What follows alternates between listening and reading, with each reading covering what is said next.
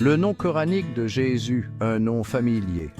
Pour les musulmans, le Coran est la parole divine de Dieu révélée au prophète Mahomet, paix sur lui, il y a plus de 1400 ans. Dans ces versets, nous rencontrons une tapisserie de prophètes et de messagers, chacun chargé de guider l'humanité vers le droit chemin.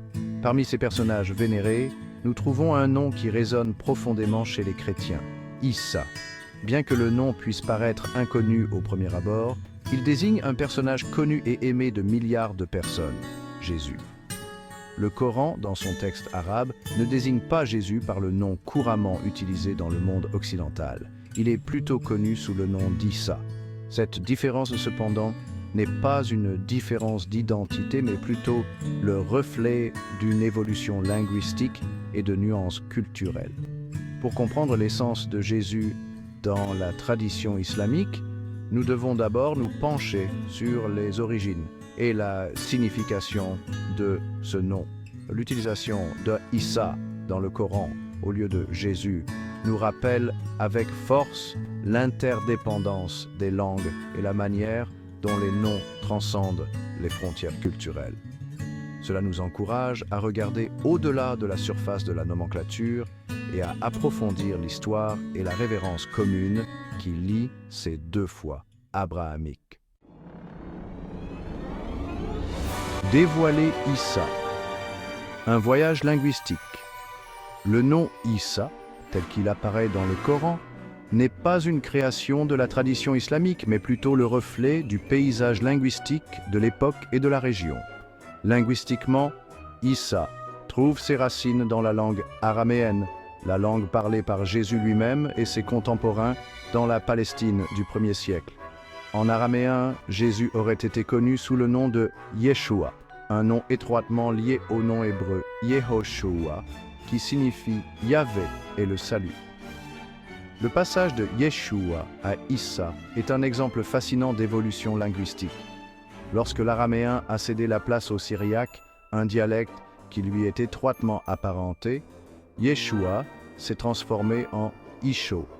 Ce nom syriaque, Isho, est ensuite passé en arabe, la langue du Coran sous le nom de Issa. Par conséquent, le nom Issa n'est pas un éloignement du nom Jésus, mais plutôt son écho résonnant à travers différentes traditions linguistiques.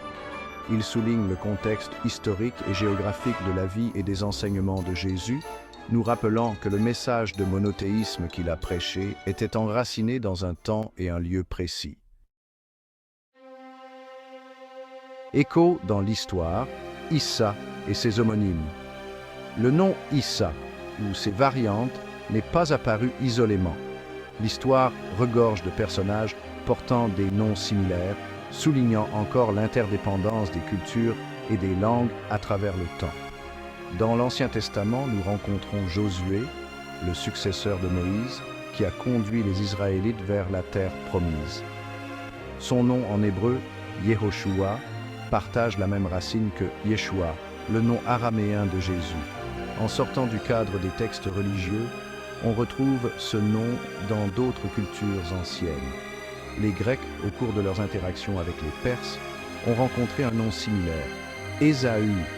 Bien que la prononciation ne soit pas identique, la résonance est indéniable, ce qui indique une ascendance linguistique commune. Ces parallèles historiques soulignent que le nom choisi pour Jésus, sous ses différentes formes, n'était pas arbitraire.